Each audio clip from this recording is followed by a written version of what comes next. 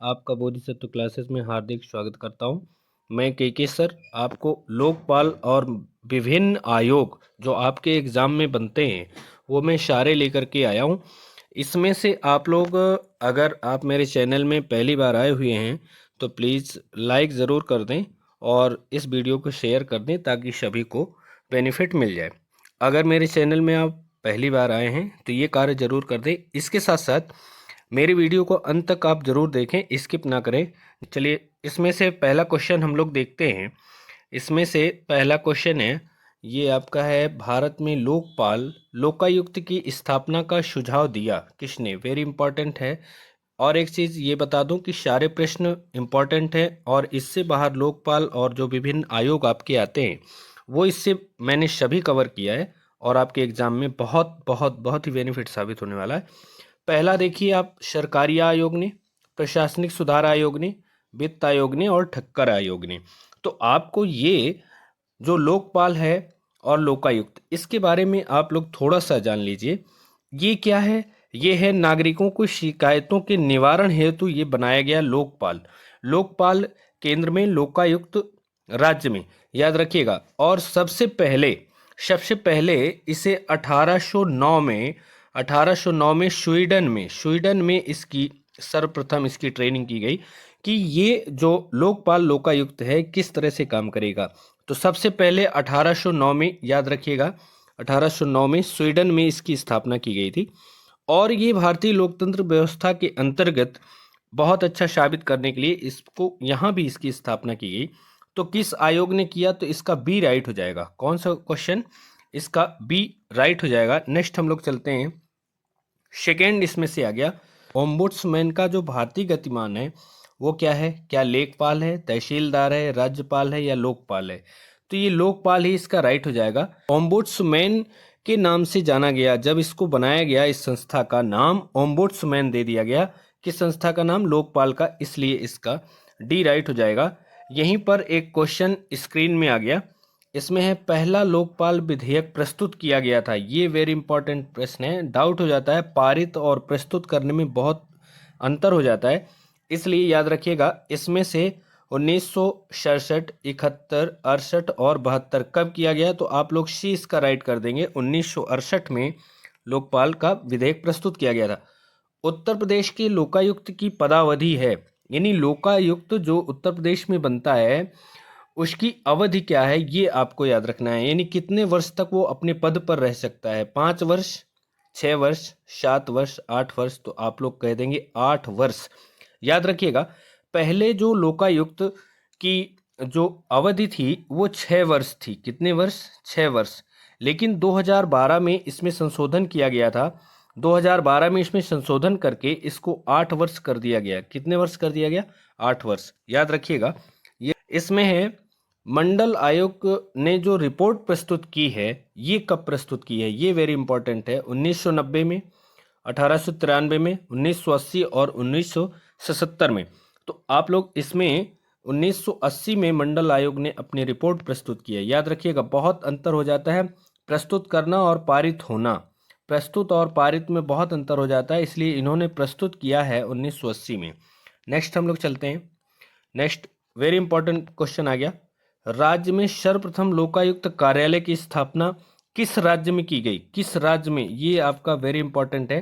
किस राज्य में की गई? पहला है महाराष्ट्र, उत्तर प्रदेश, बिहार, उड़ीसा। आप लोग इसका आंसर आ रहा है कमेंट बॉक्स में जरूर आप देंगे। इसमें महाराष्ट्र वेरी इंपॉर्टेंट है। नेक्स्ट हम लोग चलते हैं, उत्तर प्रदेश का लोकायुक्त अपना जो प्रतिवेदन है वो किसको प्रस्तुत करता है? अगर यूपी में लोकायुक्त है वो अपना प्रतिवेदन किसे देता है? मुख्यमंत्री को, उच्च न्यायालय के मुख्य न्यायाधीश को, राज्यपाल को और विधानसभा के अध्यक्ष को।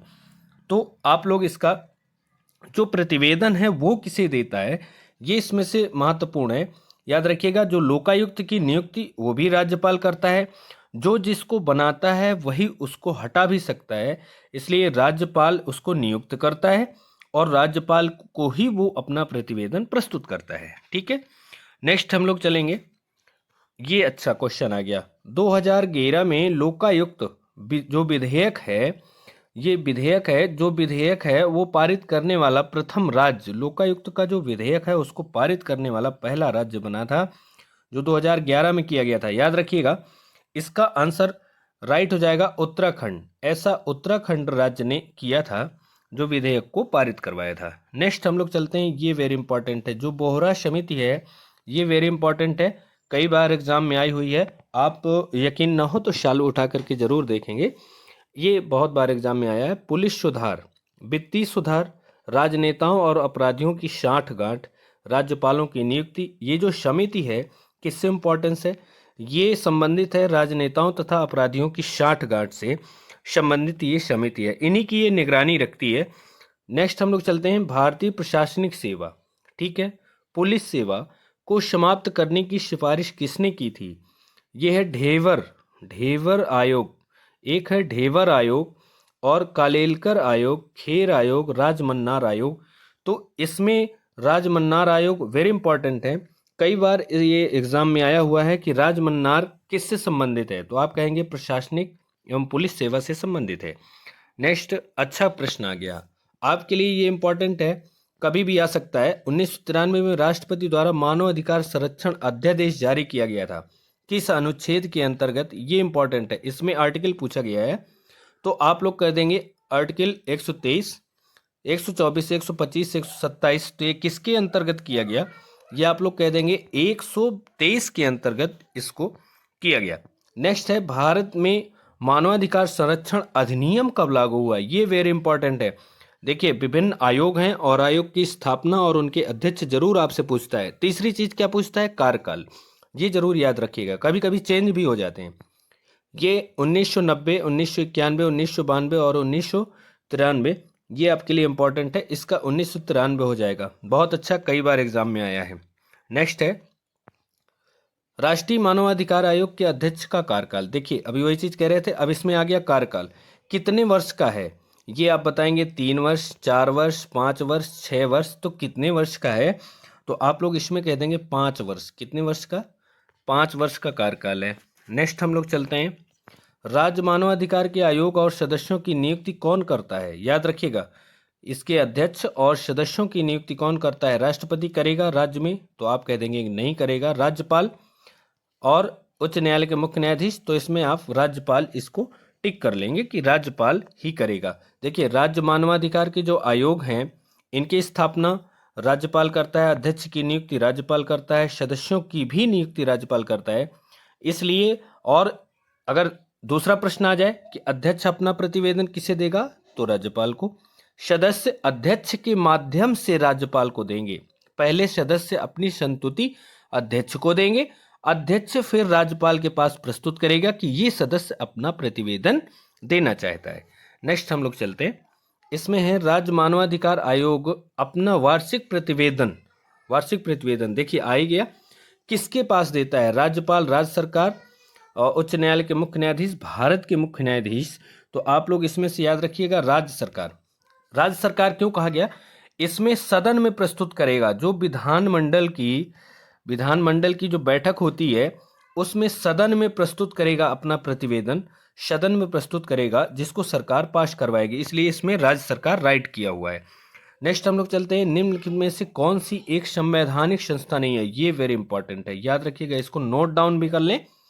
इसमें है राज्य मानवाधिकार आयोग, वित्त आयोग, लोक सभा का सचिवालय, केंद्र का वित्त आयोग। संवैधानिक संस्था क्या होती है दोस्तों, याद रखिएगा, जो संविधान के आर्टिकल के अंतर्गत है, जो आर्टिकल में जिसका वर्णन है वो संवैधानिक संस्था है, और जिसका आर्टिकल में वर्णन नहीं है वो असंवैधानिक संस्था है, यानी संवैधानिक संस्था है ही नहीं।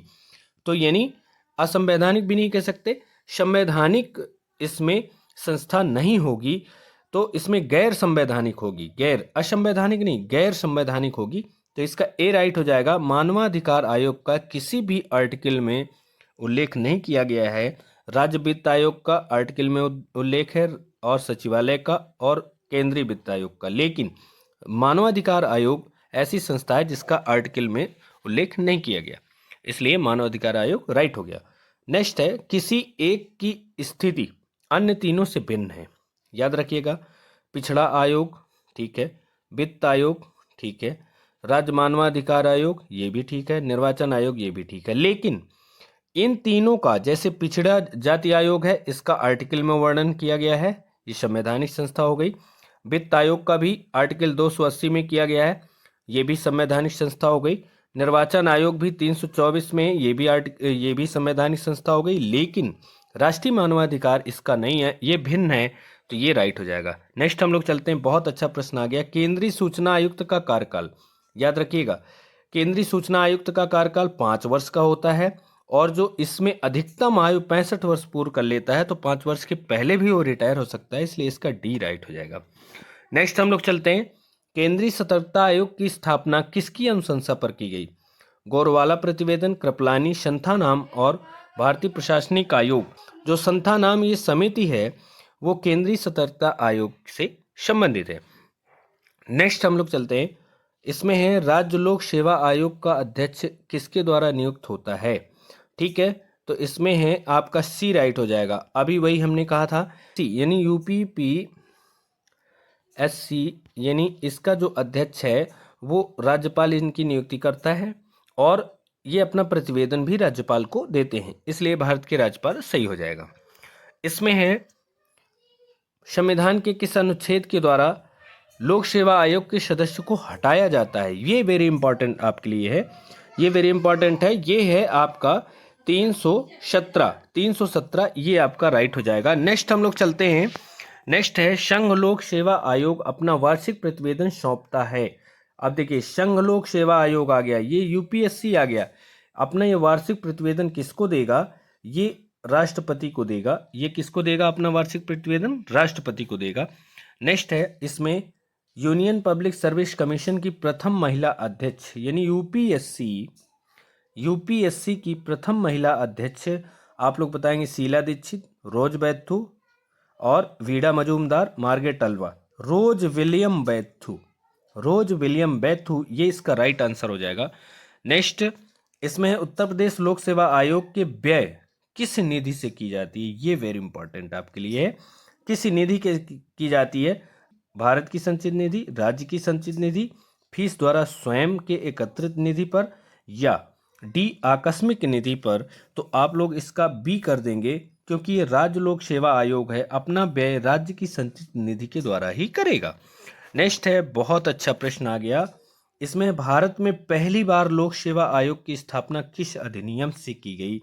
ये आपके लिए मैं पहले भी मेरे वीडियो सारे संविधान के इसमें से पढ़े हुए हैं, आप लोग देख लीजिएगा। जब मैंने संवैधानिक विकास पढ़ाया है उसमें मैंने बहुत अच्छे से ये इसमें मार्ले मिंटो सुधार और मॉन्टेग्यू चेम्सफोर्ड सुधार जो 1919 में आया था, इसमें मैंने बताया था कि आपको लोक सेवा आयोग की स्थापना का प्रावधान किया गया है, इसलिए इसका सी राइट हो जाएगा, government of India act 1919। Friends याद रखिएगा, संविधान में जो भी आपके प्रश्न आपको नहीं आते, मेरे सारे वीडियो डिस्क्रिप्शन बॉक्स में पड़े हैं, इस चैनल पे आप विजिट करिएगा और सारे वीडियो आप उसमें पूरी प्रैक्टिस आप कर सकते हैं, और उससे बाहर कुछ भी नहीं है, बहुत अच्छे से उसमें थॉट समझाया भी है। आप लोग एक बार ज़रूर विजिट करें और टेलीग्राम चैनल जरूर ज्वाइन करें, जिससे आपको PDF अवेलेबल हो जाएगी, आपकी परीक्षा उपयोगी सभी सामग्री सभी विषय की रिलेटेड आपको मिल जाएगी। चलिए, थैंक यू।